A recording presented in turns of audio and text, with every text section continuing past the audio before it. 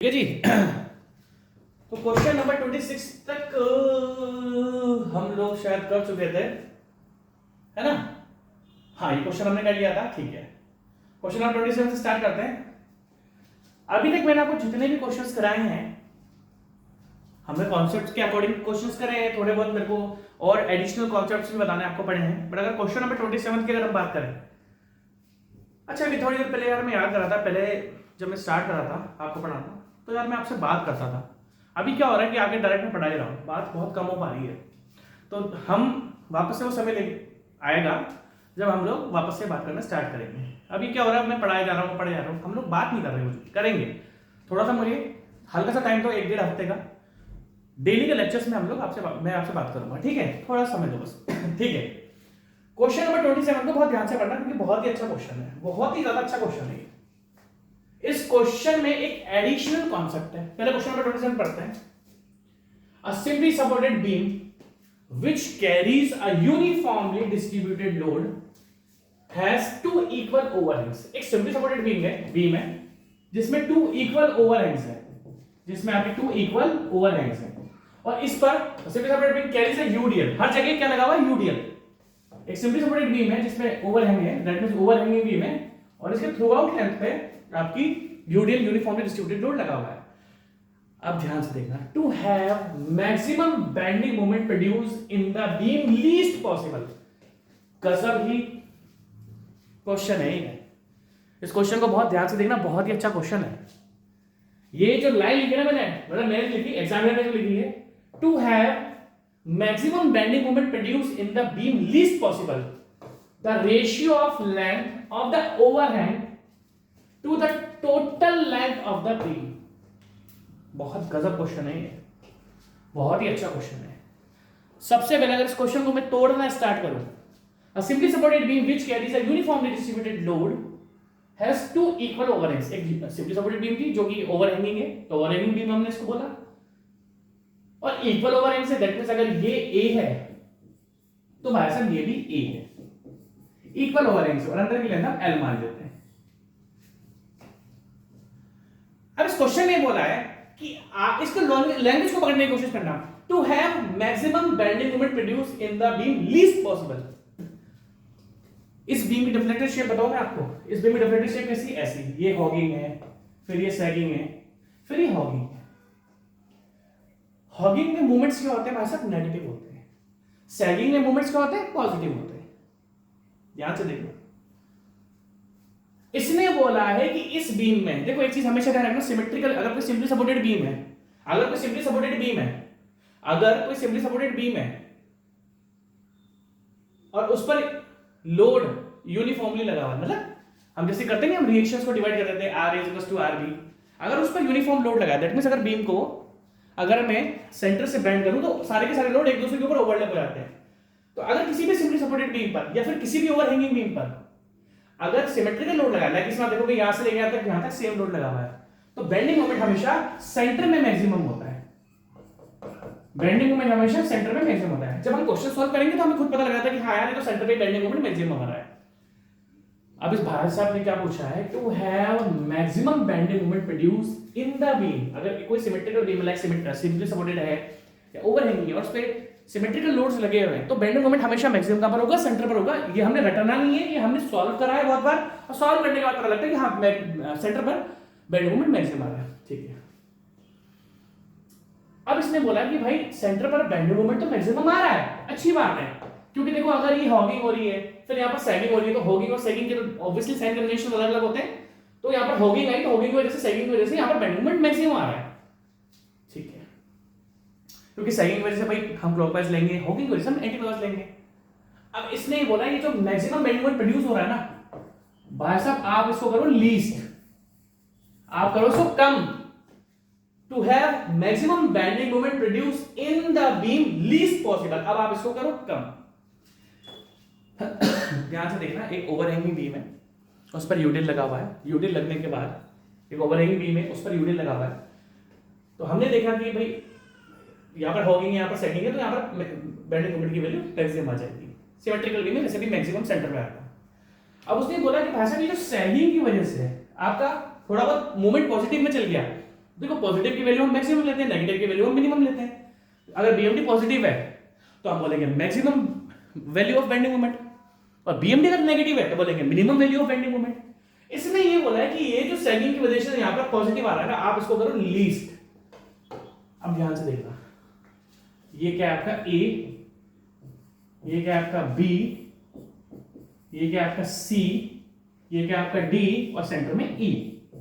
इस सेंटर में अब देखो, जब भी हम बीम को एनालाइज करना स्टार्ट करते हैं, मैं आपको बोल रहा हूं इस क्वेश्चन को बहुत ध्यान से देखना भाई। सिमेट्रिकल बीम में तो आपको याद रखना है कि बेंडिंग मोमेंट सेंटर पे मैक्सिमम है, और ये हमने रटना नहीं है, हमको क्वेश्चन हम इतने सारे सॉल्व करते हैं, हमें पता लग जाता है कि हाँ सेंटर पे आ रहा है सिमेट्रिकल बीम में, ठीक है। अब सेंटर में बेंडिंग मोमेंट मैक्सिमम तो आ रहा है, बट आपको इसको करना है कम, to produce beam least possible. ये बेंडिंग मोमेंट मैक्सिमम होना नहीं चाहिए। वो कब पॉसिबल होगा? वो तब पॉसिबल होगा कि अगर जो पीछे वाला मोमेंट है, ये वाला, ध्यान से देखना यार, आपको ध्यान से देखना पड़ेगा। अगर मैं आपसे सी पॉइंट की बात करूं, अगर मैं आपसे ए पॉइंट की बात करूं, और अगर मैं आपसे ई पॉइंट की बात करूं, सी पॉइंट पर मोमेंट हमेशा जीरो है, क्योंकि यहां पर कोई लेंथ ही नहीं है, तो यहां पर मोमेंट क्या आ जाएगा? जीरो। ध्यान से देखना, अगर मैं इस जगह देखो, हिंज सपोर्ट पर मोमेंट जीरो होता है, but overall bending moment zero नहीं होगा। As a individual hinge support पर मोमेंट आपका जीरो है, as a individual hinge support पर आपका मोमेंट जीरो है, बट अगर मैं बीम की बात करूं तो बीम पर कुछ ना कुछ मोमेंट आएगा, बीम पर मोमेंट जीरो नहीं है। ध्यान से देखते यार, अगर ये बेंडिंग मोमेंट हमें मिनिमम करना है तो ये तभी पॉसिबल है जब इस जगह का मूवमेंट इस जगह के मूवमेंट को कैंसिल कर दे। क्वेश्चन में साफ साफ लिखा है, को बहुत ही धांसू क्वेश्चन नहीं है, क्वेश्चन में साफ साफ लिखा है कि you have to minimize the bending moment. वो तभी पॉसिबल है जब मेरा ए सपोर्ट पर जो मूवमेंट आ रहा है और जब मेरा ई सपोर्ट पर जो मूवमेंट आ रहा है, अगर ये वाला मूवमेंट इस मूवमेंट को कैंसिल कर देगा तो ये मिनिमम हो जाएगा। अगर ये वाला ए सपोर्ट का मूवमेंट मेरा ई सपोर्ट के मूवमेंट को मिनिमाइज कर देगा, कैंसिल कर देगा, तो भैया मेरा मूवमेंट तो जीरो आ जाएगा। समझ लो? दैट मींस अगर मेरा ए सपोर्ट पर जो मूवमेंट आ रहा है, अगर वो इस ई सपोर्ट के मूवमेंट, ये प्लस है ये माइनस है, अगर ये दोनों एक दूसरे को कैंसिल कर देंगे, क्योंकि सैगिंग की वजह से हमारा पॉजिटिव आएगा, फॉगिंग की वजह से नेगेटिव आएगा, हम ए पर इतना मूवमेंट जनरेट करते हैं जो इस मूवमेंट को कैंसिल कर दे, तो फिर हमको इस क्वेश्चन को करने में इजी होगा। अब देखने से पूछा गया है, now you have to determine the ratio of length of the overhang. हमने लेंथ ऑफ ओवरहैंग क्या मानी? ए। हमने लेंथ ऑफ ओवरहैंग क्या मानी? A. Now you have to determine the length of overhang to the length of the beam. बहुत ही अच्छा question नहीं है। करना क्या है, अब मैं आ रहा हूं नेक्स्ट पेज पे, क्योंकि ये क्वेश्चन मैं इस जगह आपको बता नहीं पाऊंगा। ध्यान से देखना, मैं आपको अब ढंग से बताऊंगा पूरा पूरा। इसको इरेज कर देते हैं एक बार। बहुत ही अच्छा क्वेश्चन नहीं है, बहुत ही अच्छा क्वेश्चन। कैलकुलेशन आपको करनी है, मुझे बस कॉन्सेप्ट बताना है, ठीक है? अब क्वेश्चन ध्यान से देखना। बीम बना देता हूं, ठीक है, ताकि आपको प्रॉब्लम नहीं हो। देखना ध्यान से, ओवरहैंगिंग बीम की, ठीक है भाई? सपोर्ट लगा दो,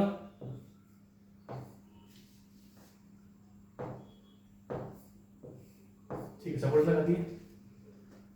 उसके ऊपर है वहां पूरा का पूरा यूडीएल, पूरा का पूरा क्या है? यूडीएल है।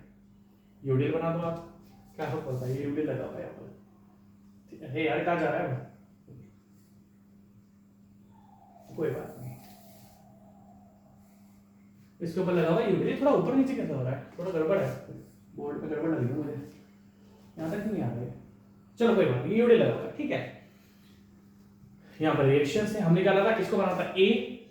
यहाँ पर आ जाएगी आर ए, यहाँ पर हमने बी माना इसको, यहाँ पर आ गया आपकी आर बी, और यूडीएल आप डाउनवर्ड डायरेक्शन में लग रहा है। यूडीएल तो हमेशा डाउनवर्ड डायरेक्शन में ही होता है ना? ये लोड कुछ इस डाउनवर्ड डायरेक्शन में लग रहा है, ठीक है भाई साहब? अब हमने क्या करा था, हमने इसकी लेंथ मानी थी अंदर वाले की एल, इन ओवरहेड को हमने माना था ए, इस ओवरहेड को मैंने माना था ए। अब मैं बेवकूफ तो हूं नहीं कि डायरेक्ट इसका आपका आंसर हटा दूंगा।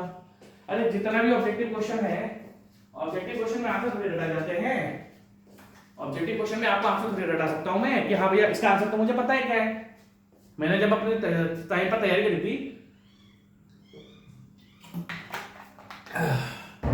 तो मैंने बहुत बार इस क्वेश्चन को रटा था, बट इस क्वेश्चन को सॉल्व करना पड़ेगा, ठीक है? अब ध्यान से देखना, देखो कैलकुलेशन पार्ट मैं नहीं करूंगा।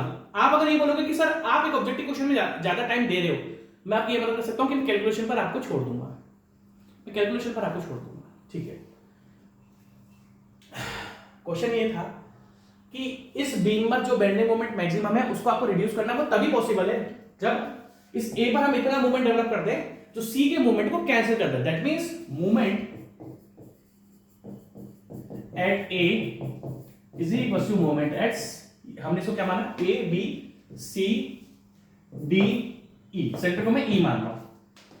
Movement at A is equal to movement at C. बहुत अच्छा क्वेश्चन है, बहुत ही अच्छा क्वेश्चन है, और मैं अच्छे क्वेश्चन की तरफ बढ़ रहा हूं, ध्यान से देखना, अच्छे क्वेश्चन की तरफ हम लोग बढ़ते आ रहे हैं। Moment at A is equal to moment at सी।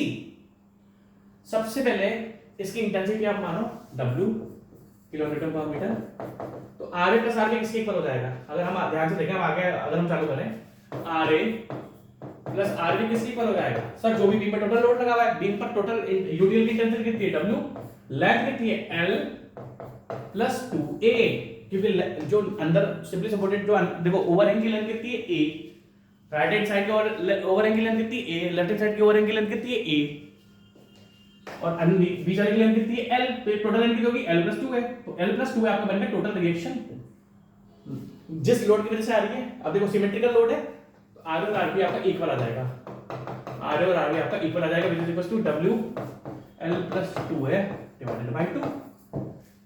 आगे क्या आ जाएगा?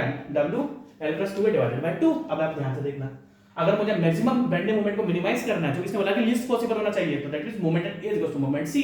अब सबसे पहला मोमेंट एट A देखो, इधर आ जाओ। मोमेंट एट A क्या है? अगर मैं इस जगह आपसे पूछूं, देखो अगर मेरे को इस जगह मोमेंट डिटरमाइन करना है, तो मुझे CA पोर्शन कंसीडर करना पड़ेगा।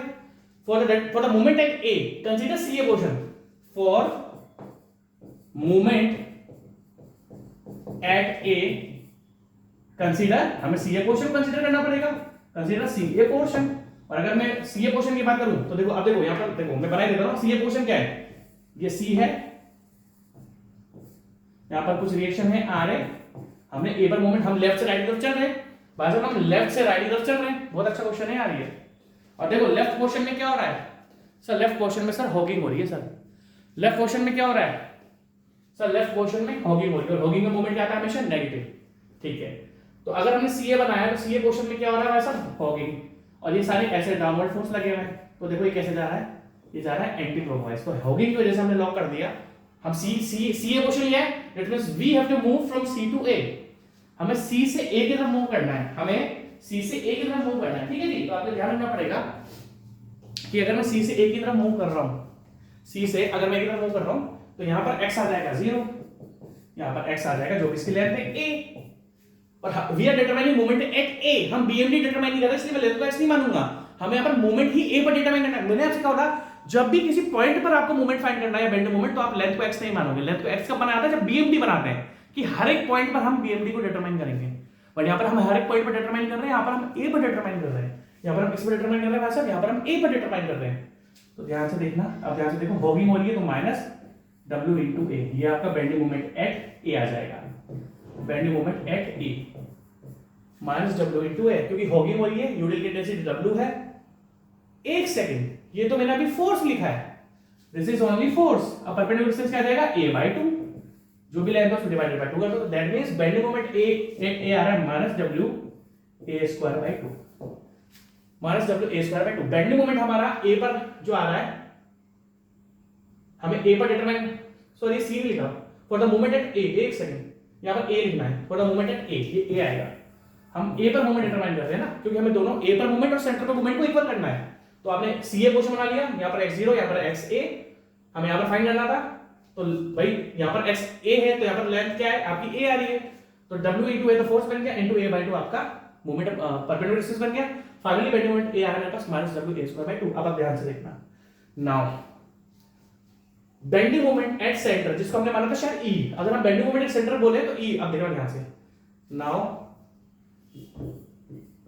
Bending moment at E, now bending moment at E पर आप बेंडिंग मोमेंट को डिटरमाइन करते हो, तो हम क्या करते हैं? हम C से लेके E तक, देखो C नहीं, हाँ C A, और ये सेंटर वाला पोर्शन है E। अगर हम यहां से लिखा, देखो यहां पर पूरे पे क्या लग रहा था? यूटिल लग रहा था। अब मुझे बेंडिंग मोमेंट कहां पर फाइंड करना है? E से, तो हम बीम में, देखो जब भी हम बेंडिंग मोमेंट फाइंड करते हैं तो लेफ्ट से लेकर राइट तक थ्रू आउट सेक्शन लेते हैं। कहने का मतलब ये कि अभी अगर मैंने A माना था, तो मैं C से लेके A तक सेक्शन लिया। अब अगर मुझे E, देखो आपको हमेशा ध्यान रखना है, लेफ्ट से राइट या राइट से लेफ्ट। आपको हमेशा ध्यान रखना है लेफ्ट से राइट या राइट से लेफ्ट। क्यों याद रखना है, क्यों याद रखना है? क्योंकि बेंडिंग मोमेंट होता क्या है, रिजल्टेंट मूवमेंट। अभी अगर मैं सी से ए की तरफ बढ़ रहा था तो उसमें ओनली एक यूडीएल आ रहा था और एक रिएक्शन आ रही थी। रिएक्शन का मूवमेंट इसलिए नहीं आएगा क्योंकि हम ए पर ही मूवमेंट फाइंड कर रहे थे और रिएक्शन एट ए भी ए पर लग रही है, तो रिएक्शन एट ए की कोई भी परपेंडिकुलर डिस्टेंस नहीं है ए पर। अगर मैं ई पर बात करता हूं तो what is definition of bending moment diagram? The sum of resultant of movements. हम अगर लेफ्ट से राइट की तरफ बढ़ रहे हैं तो हमें सी से लेके ई तक बनाना पड़ेगा क्योंकि ई पर रिजल्टेंट आ रहा है। कहने का मतलब है आप ए ई को मत ले लेना, बेंडिंग मोमेंट की डेफिनेशन ही यही है कि भाई साहब रिजल्टेंट लेना है। अब अगर हम लेफ्ट से राइट की तरफ बढ़ रहे हैं, तो हमें रिजल्टेंट लेना पड़ेगा। सो हमने क्या माना सीई, क्योंकि अब ई पर मोमेंट इसका और इसका रिजल्टेंट आएगा।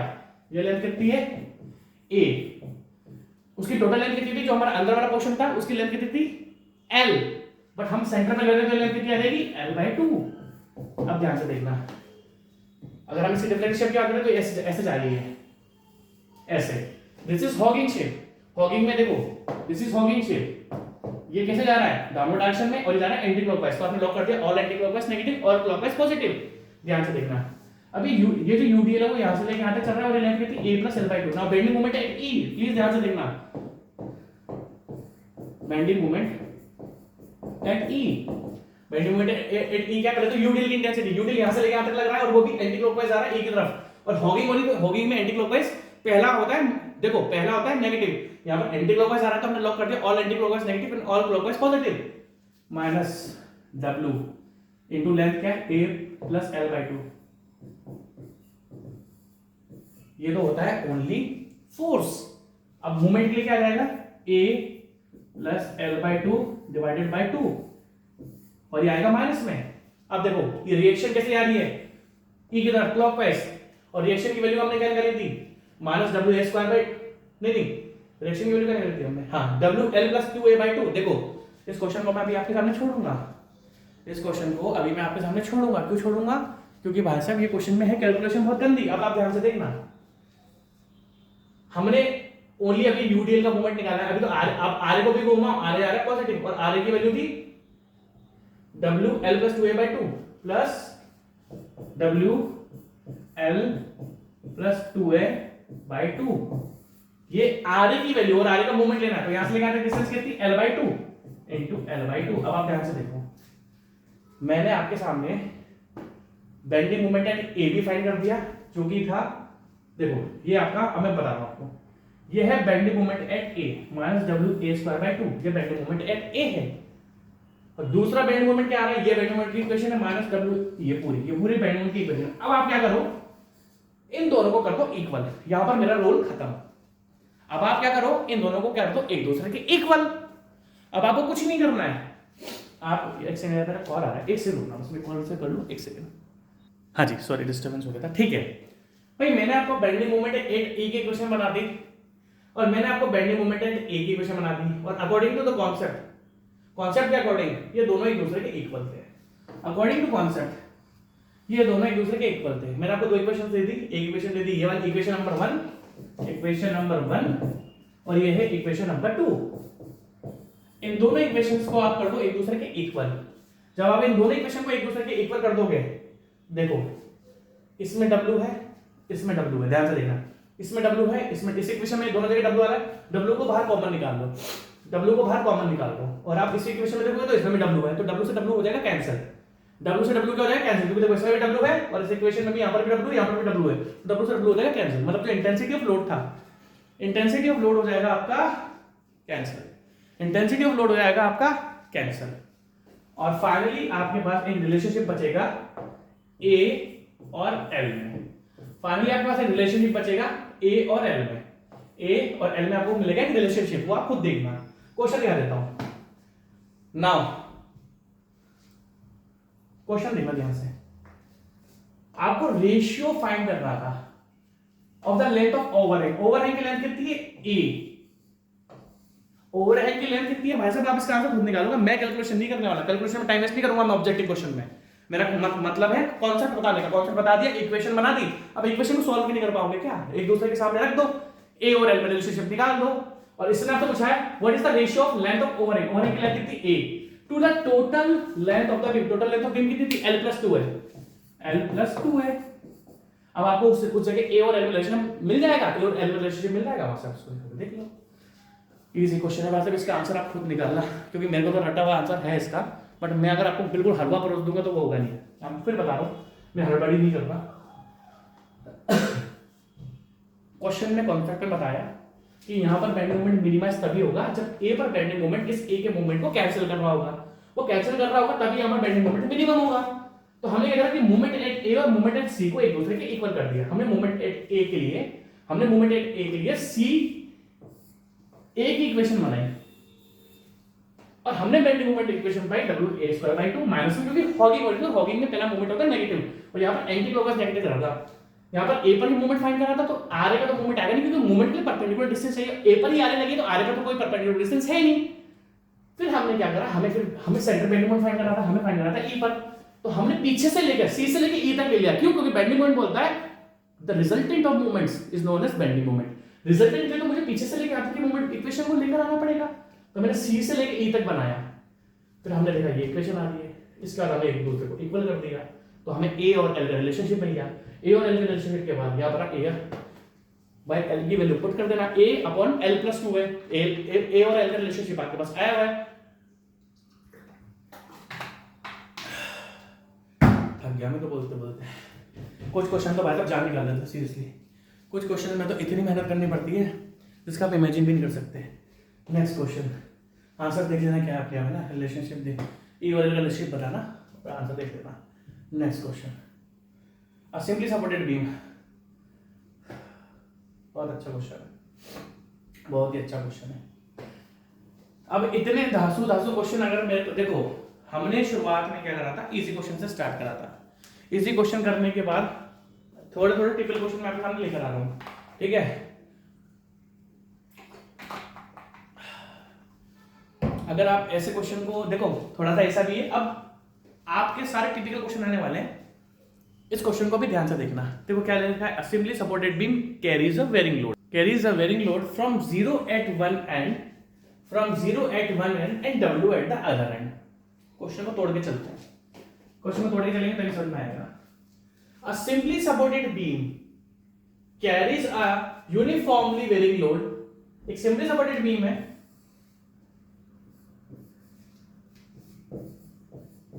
अच्छे क्वेश्चन आने चालू हो चुके हैं। अब आएंगे आपके कॉन्सेप्ट्स।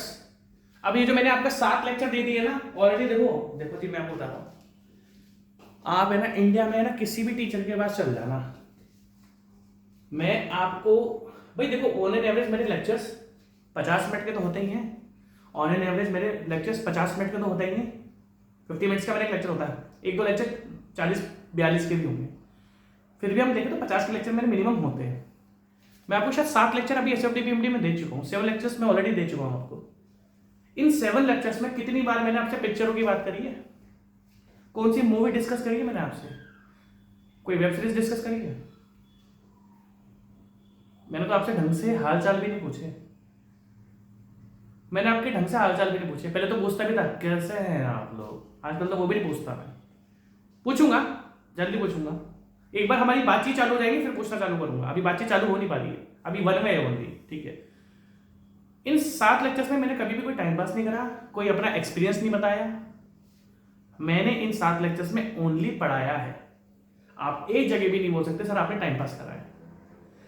अभी भी मेरे को 4 से 5 लेक्चर लगेंगे, दैट मीन्स मैं आपको ओनली ऑब्जेक्टिव क्वेश्चंस कराने में भी मुझे 11 लेक्चर्स लगेंगे। और objective question only SFD PMD है। 11 लेक्चर में तो लोग आधी फॉर्म कंप्लीट कर देते हैं, बट मेरे से क्या है, एक कमिटमेंट है आपका। क्या कमिटमेंट है कि मैं आपको ऐसा पढ़ाऊंगा कि आप अगले 7-8 साल के भी तो सरकारी एग्जाम्स आएंगे ना, वो भी इनमें से आएंगे, कुछ भी चेंज नहीं आएगा।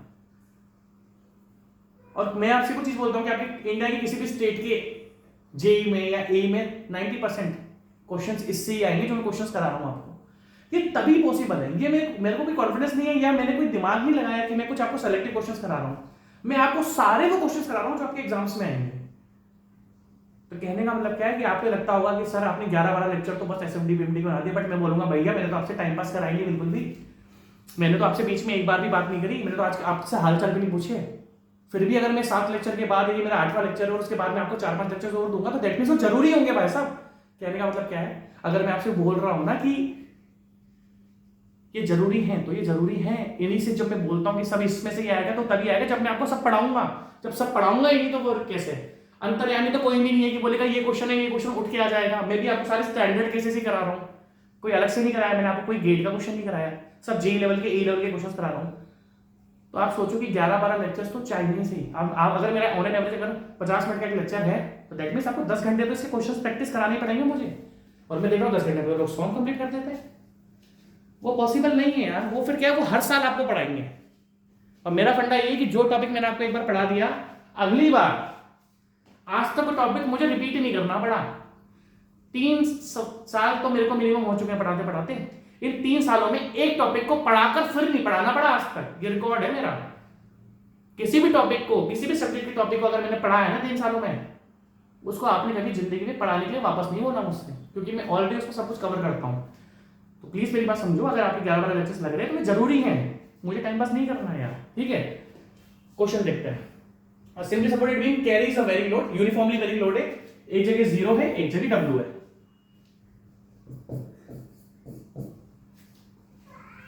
If the length of beam is A, जो लेंथ ऑफ बीम आपकी क्या है A, the shear force will be 0 at a distance x from the least loaded point। बहुत अच्छा क्वेश्चन है। Simply supported beam carrying very load लगा दिया, and W eight other and, W भी लगा दिया। If the length of beam is A, beam की length कितनी है A, the shear force will be 0 at a distance x। इसने बोला कि इस बीम में कहीं ना कहीं shear force 0 है। The shear force will be 0 at a distance x। और from, और कहां से है? जो लीस्ट लोडेड पॉइंट है, लीस्ट लोडेड ये 0 है, ये W है, ये लीस्ट लोडेड है, ये मैक्सिमम लोडेड है। इसने बोला कि लीस्ट लोडेड पॉइंट से किसी x डिस्टेंस पर आपका shear force 0 है। आपका shear force क्या है? सब 0 है। अब इसने आपसे पूछा कि बताओ भाई साहब कहां 0 है। इसने आपसे क्या पूछा कि बताओ भाई साहब कहां 0 है। तो हम बताते हैं आपको, इसलिए मुझे नेक्स्ट पेज पे आना पड़ेगा। उसके लिए मैं आपसे नेक्स्ट पेज पे आ जाता हूँ। कौन सी बड़ी बात है, नेक्स्ट पेज पे आ जाते हैं ना, आपकी बड़ी बात थोड़ी है। आगे हम नेक्स्ट पेज पे, क्वेश्चन को ध्यान से देखना फिर बताता हूँ।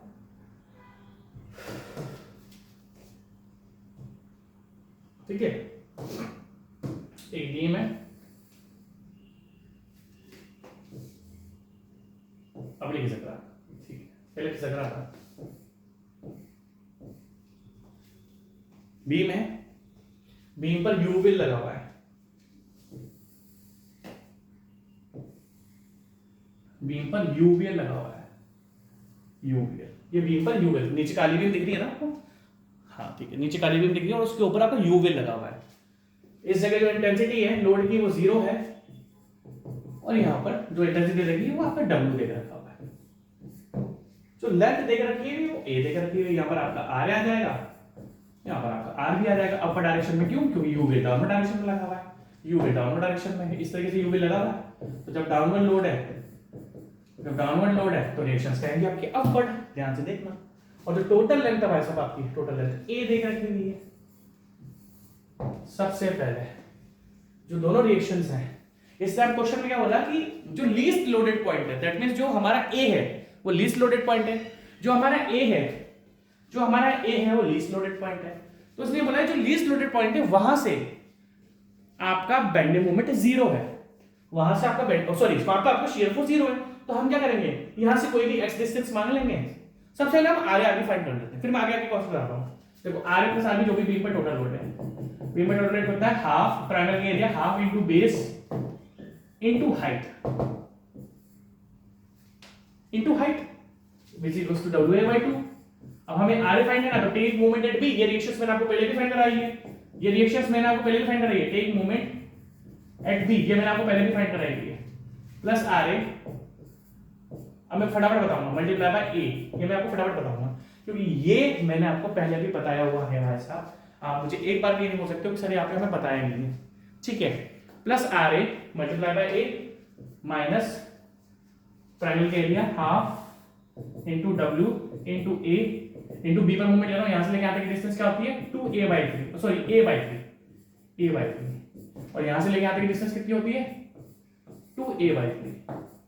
तो अब हम B पर मूवमेंट ले रहे हैं तो भाई आर इंटू ए, वो क्लॉकवाइज क्लॉकवाइज सब बता रखा है मैंने आपको, सेकंड कॉगी सब बता रखा है। अब बाद में साइन कन्वेंशन नहीं बताऊंगा। आर ए जाएगा क्लॉकवाइज बी की तरफ और आर ए की लेंथ है ए माइनस ट्रायंगल का एरिया, ये बन गया फोर्स, ये बन गया फोर्स और perpendicular distance multiply by A by B is equal to 0।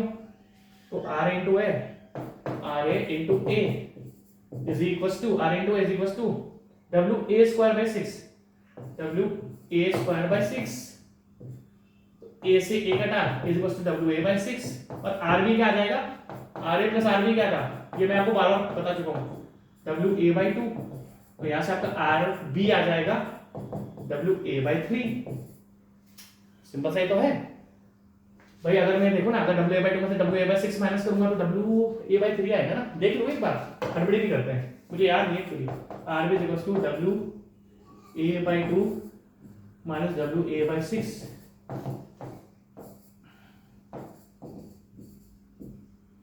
एक सेकंड हटो, ओहो हाँ ठीक है ठीक है, डब्ल्यू ए 2w है, डब्ल्यू ए बाय 3, ठीक है। तो आर आपके पास आ रहा है, आर आपके पास आ रहा है डब्ल्यू ए बाय 6, आर आपके पास आ रहा है डब्ल्यू ए बाय 6 और आर भी आपके पास आ रहा है डब्ल्यू ए बाय 3। ये मैंने पहले भी सॉल्व कराया था, मुझे देखो थोड़ा कंफ्यूजन रहता है बट हम तो सॉल्व कर लेते हैं। मुझे कंफ्यूजन क्या रहता है कि कौन सी डब्ल्यू ए बाय 3 थी और कौन सी डब्ल्यू ए बाय 6 थी। मुझे कंफ्यूजन क्या रहता है कौन सा डब्ल्यू ए बाय 3 था, कौन सा डब्ल्यू ए बाय 6। वैसे तो मुझे याद है बट फिर भी मैं सॉल्व कराना ठीक समझता हूं। अब देखो क्वेश्चन क्या था, क्वेश्चन ये था कि आर ए, अब ध्यान से देखना, मैं इसको मिटा रहा हूं पूरा। आर ए और आर बी की वैल्यू आप चाहो तो लिख सकते हो, मैंने आपको बता रखा है, आप लिख लो, मुझे कोई प्रॉब्लम नहीं, आप लिख लो इसको। मैंने आपको बताया आर ए आर बी कैसे फाइंड होगा, यूवीएल का केस मैंने आपको बहुत बार करा दिया है, आप देख लिख लो आर ए आर बी कैसे है, लिख लो, मुझे कोई इशू नहीं है, मैंने तो आपको बताया हुआ है, ठीक है। अब ध्यान से देखना, इरेज कर रहा हूं मैं इसको, इधर भी इरेज कर रहा हूं। क्या था आर डब्ल्यू ए बाय 6 और डब्ल्यू ए बाय 3, ठीक है ना, क्योंकि यहीं से मैं इक्वेशन बना देता हूं ना, इरेज बड़ा आराम से होता है, मुझे क्या फिर बीम बार बार आगे पीछे करने की जरूरत नहीं पड़ेगी ना, मैं इक्वेशन बना देता हूं। अब देखो ध्यान से देखना, बहुत ज्यादा ध्यान से देखना।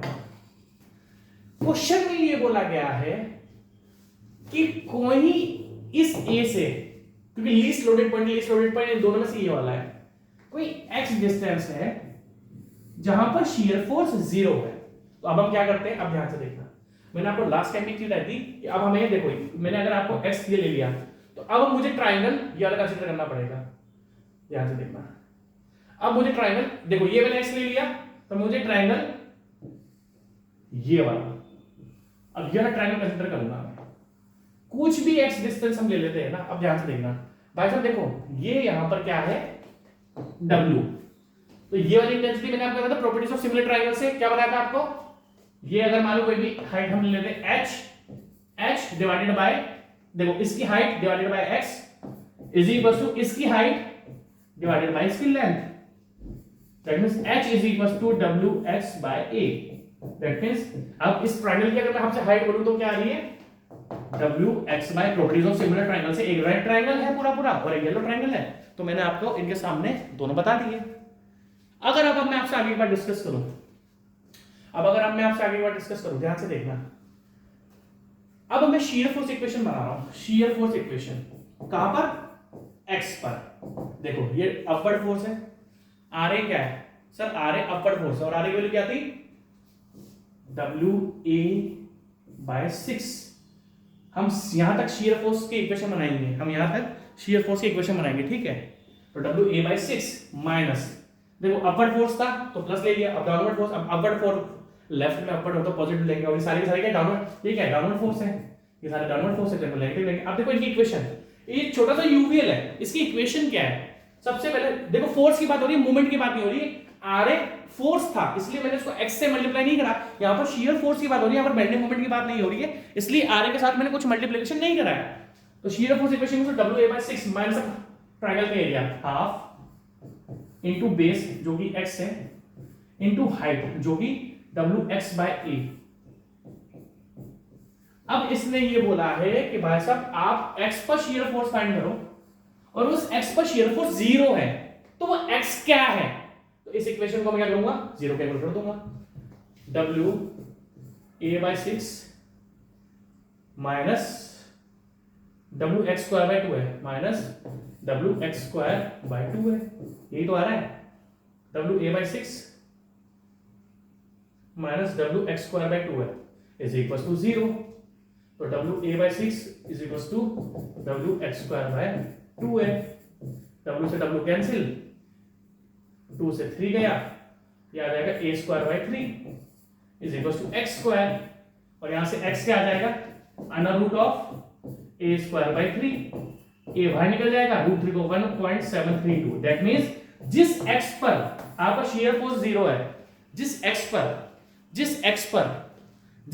पर आपका शियर फोर्स 0 है वो है a upon 1.372, a upon answer C देखो a अपॉन 1.732। तो एक टिपिकल से क्वेश्चन है, मेरे को समझ में नहीं आ रहा है ये क्वेश्चन मैं आपको आगे कराऊं नहीं कराऊं, ऐसा ना हो कि आपका भेजा घूम जाए। कराने में तो मैं करा सकता हूं, बट आप कंफ्यूज नहीं होने चाहिए, है ना। कंफ्यूज हो जाओगे तो मजा नहीं आएगा फिर। देखता हूं अगर अगला क्वेश्चन इजी होगा तो करा दूंगा। हाँ, क्वेश्चन नंबर 29 देखो, देख लो क्वेश्चन नंबर 29 देख लो, इजी क्वेश्चन में करा देता हूं। देख लो जहां टिपिकल, क्योंकि मुझे लग रहा है कि ऐसे टिपिकल क्वेश्चन करके आपके भेजा ना खराब हो जाए। यार ये देखो फिर क्वेश्चन है मैं करा तो आपको दूं, बट मुझे ऐसा लग रहा है कि आप कंफ्यूज ना हो जाओ। चलो कोशिश करते हैं, ठीक है। आ जाओ पहले इस पे आ जाते हैं। मैंने आपको एक इक्वेशन बताया था। देखो पहली बात तो मैं आपको एक केस बताता हूं। मैंने आपको एक केस बताया था और मैंने बोला था कि इसकी इक्वेशन भी ध्यान रखना। क्या केस था वो? एक सिंपली सपोर्टेड बीम थी, उस पर यूडीएल लगा हुआ था, डब्ल्यू किलोन्यूटन पर मीटर। इसकी लेंथ एल थी। अब ये देखो रिएक्शंस क्या आती है, डब्ल्यू एल बाई 2। अब देखो फटाफट करेंगे, अब मेरे को बताने की जरूरत नहीं है। ये रिएक्शंस क्या आती है, W L by 2, W L by 2, W L by 2। और अगर मैं किसी भी x पर इसकी बेंडिंग मोमेंट इक्वेशन फाइंड करता हूं तो बेंडिंग मोमेंट इक्वेशन क्या आती है, WL, देखो यहां से लिखा है x है तो WL by 2 into x minus UDL का फोर्स क्या है, W into x by 2। अब ये इक्वेशन इसने लिखी थी यहां पे। अब इसने ये पूछा है आपसे, जब ये क्वेश्चंस मैं आपको करा रहा था, तब भी ये मैंने आपको बताया था कि इक्वेशन ध्यान रखना, ये इक्वेशन डायरेक्ट आती है। जब सिंपली सपोर्टेड बीम पर यूडीएल लगा हुआ है तो किसी भी x डिस्टेंस पर देखो the general expression of bending moment of beam of of length L at any distance x, देखो WLX by 2 minus WL square by 2। ये किसकी इक्वेशन है, UDL की। किसकी इक्वेशन है, यूनिफॉर्मली डिस्ट्रीब्यूटेड लोड की। आई होप आपको थोड़े थोड़े क्वेश्चन समझ में आ रहे होंगे। अब नेक्स्ट क्वेश्चन यार इसका बीम वाला है, तो मुझे लग रहा है नेक्स्ट क्वेश्चन आपको ना कराओ ज्यादा अच्छा है। चलो नेक्स्ट लेक्चर मिलेंगे। ये टिपिकल क्वेश्चन है, एकदम से खतरनाक क्वेश्चन आपको ना कराओ ज्यादा अच्छा है। Take care, bye bye.